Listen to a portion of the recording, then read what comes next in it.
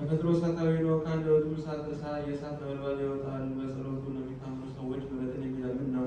እኛንም በደዌና በመከራ ከሚያሰቃዩት በገሃነመ እሳት የራሳቸው መከራ የሚቀበሉ ከቀናች ሃይማኖት ሕግ ወጥተው በገሃነመ እሳት ከወደቁ ከሰይጣንና ከሰራዊቱ ያድነን። የኃጢአት አገልጋዮች የሆኑትን የሰይጣንን ሰራዊት ያጠፋ ዘንድ እሳታውያን ባልንጀሮች ወደ ተሰበሰቡበት አንድነት ለገባን ለጥምቀት ልጆችም በአማላጅነቱ የሚገኘውን በረከት ያድለን። በማይዛባ ከሥላሴ በተሰጠው ስልጣን በየቀኑ በየዘመኑ ይጠብቀን ለዘላለሙ አሜን። በአዲስ ሀገር በቅዱስ ሚካኤል ቤተክርስቲያን አቅራቢያ አንድ ችግረኛ ድሃ ሰው እንደነበረ ተነገረ። በየቀኑ በየሰዓቱ ዘወትር ወደ ቅዱስ ሚካኤል ቤተክርስቲያን ይገሰግስ ነበር። ከስዕሉ ፊትም ቆሞ በፍጹም ሃይማኖት በጥሙ ልቦና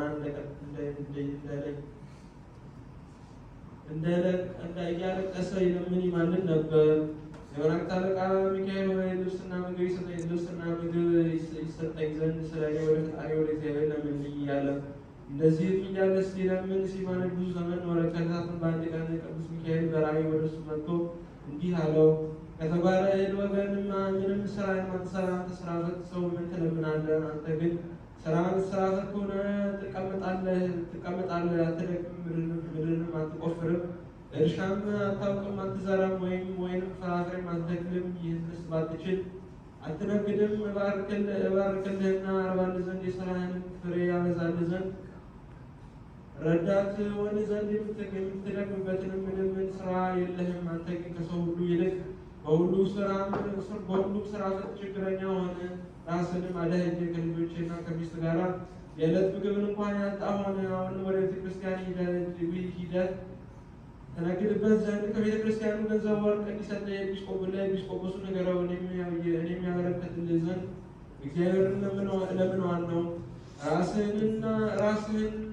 ራስህን የልጆችን የሚስትህንም ሕይወት ለማኖር እንድትችል እግዚአብሔር በደህና ወደ ቤት ይመልስ። ይህን ነገር ሰምቶ እጅግ ደስ አለው። እግዚአብሔርን አመሰግነው። የመላእክት አለቃ ቅዱስ ሚካኤልንም አከበረው። ያን ጊዜ ወደ ቅዱስ ሚካኤል ቤተክርስቲያን ሂዶ ከቤተ ክርስቲያኑ ገንዘብ ወርቅ እንዲያበድረው ለኤጲስቆጶሱ ነገረው።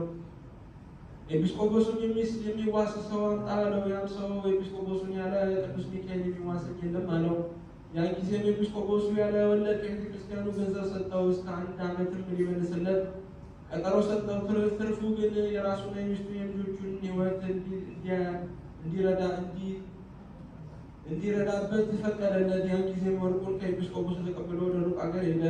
በዚያም ወርቅ እንደገና 1 ዓመት ተቀመጠ። ያም ሰው ኤጲስቆጶሱ የሰጠውን ቀጠሮ አሰበ። ቀጠሮም እንደደረሰ አውቆ ያለሁበት አገር ሩቅ ስለሆነ ለተቀጠረበት ቀን ላደርስ አልችልምና ምን አደርጋለሁ አለ።